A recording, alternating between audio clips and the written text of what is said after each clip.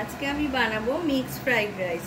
তার জন্য আমি এখানে সবজি কেটে নিয়েছি কয়েকটা, আর নিয়েছি ডিম, আর এখানে হচ্ছে চিংড়ি মাছ, আর এখানে চিকেন এগুলো ম্যারিনেট করে রেখেছি, ও পেঁয়াজ আর রসুন। এবার আমি ডিমটাকে ফাটিয়ে ডিম ভাজার জন্য কড়ার মধ্যে দিয়ে দিলাম। এবার আমার ডিম ভাজা হয়ে গেছে। এবার আমি ডিম ভাজাটাকে তুলে নিচ্ছি। এবার আমি চিংড়ি মাছগুলোকে ফ্রাই করে নেব। তেলের মধ্যে চিংড়ি মাছগুলোকে দিয়ে দিলাম।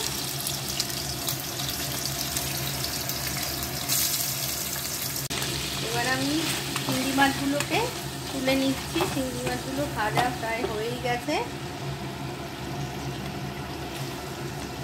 ওই একই তেলের মধ্যে আমি এবার চিকেনগুলোকে দিয়ে দিলাম, ম্যারিনেট করা চিকেনগুলোকে এবার হালকা করে ফ্রাই করে নেব। আমার চিকেনগুলো অলমোস্ট ভাজাই হয়ে গেছে, হালকা করেই ভেজে নিলাম একটু। এবার চিকেনগুলোকে আমি তুলে নিচ্ছি। এবার আমি তেলের মধ্যে রসুনগুলোকে দিয়ে দিলাম প্রথমে, তারপর রসুনের পরে আমি পেঁয়াজটাকেও দিয়ে নেব, তারপর একে একে সমস্ত ভেজিটেবলসগুলোকেও ভেজে নেব।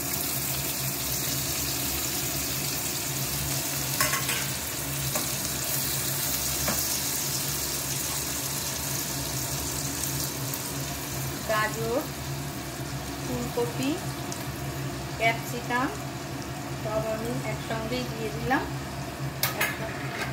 একসঙ্গে একটু ফ্রাই করে।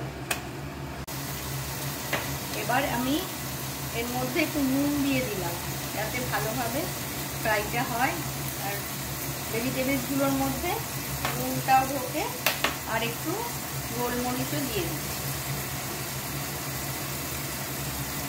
আমি ফ্রাইড রাইসের জন্য 500 বাসমতি চাল নিয়েছিলাম, সেটাকে ভালো করে ফুটিয়ে 90% সেদ্ধ করে আমি ওর মধ্যে তেজপাতা, লবঙ্গ, এলাচ আর দারচিনি দিয়েছিলাম। জলটা ভালোভাবে ফুটে যাওয়ার পর ওগুলো দিয়ে তারপর চালটা দিয়েছিলাম, দিয়ে 90% সেদ্ধ করে আমি ওটাকে নামিয়ে নিয়েছি, দিয়ে ঠান্ডা হতে দিয়েছি দুটো জায়গা।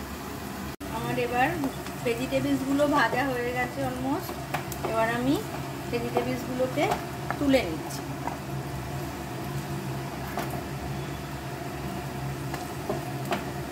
আমি যেহেতু 500 চালের ভাত করেছি, অনেকটা ভাত হয়েছে বলে আমি এটা 2 ভাগে করে নিয়েছি। যারা কম চাল নেবেন তারা একবারেই করবেন।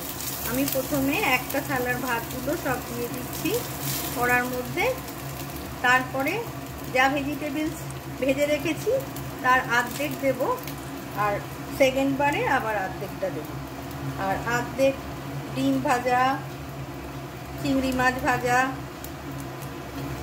আর চিকেনের ভাজা টুকরোগুলো হাফ এখানে দেব, আর হাফ আমি সেকেন্ড পাবে। অর্ধেক ভেজিটেবলসগুলো আমি এই ভাতের মধ্যে দিয়ে দিচ্ছি, আবার অর্ধেক রেখে দিলাম পরে। অর্ধেক এখান থেকে চিকেন দিয়ে দিচ্ছি, অর্ধেক এগ দিয়ে দেবো, আর অর্ধেক চিংড়ি মাছ।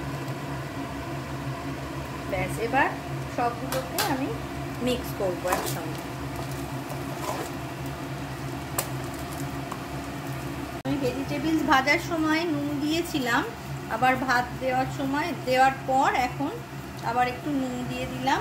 নুনটা স্বাদ অনুযায়ী দিতে হবে, সবাই একটু দেখে নেবেন, নিজেদের স্বাদ অনুযায়ী নুনটা দেবেন, না হলে বেশি হয়ে যেতে পারে নুন। আর গোলমরিচ দেবো এবার আমি একটু,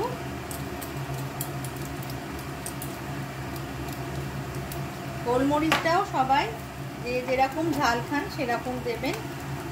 বেশি ঝাল তো হয় না ফ্রাইড রাইস, তাও একটু স্বাদ হওয়ার জন্য আমরা দিয়ে থাকি।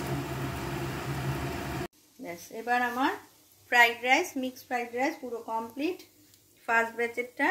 এবার আমি এটা তুলে নেব কড়া থেকে। দিয়ে সার্ভ করা যাবে। ফার্স্টবারের মতো সেকেন্ডবারও আমি একে একে সব দিয়ে নেড়ে নিলাম। আমার এবার কমপ্লিট হয়ে গেল পুরো ফ্রাইড রাইসটা। এবার আমি সার্ভ করব। আর একটা কথা, যে এর মধ্যে আপনারা স্প্রিং অনিয়নও দিতে পারেন, আমার বাড়িতে ছিল না বলে আমি দিতে পারিনি। স্প্রিং অনিয়ন দিলে ভালো লাগে মিক্সড ফ্রাইড রাইসের মধ্যে।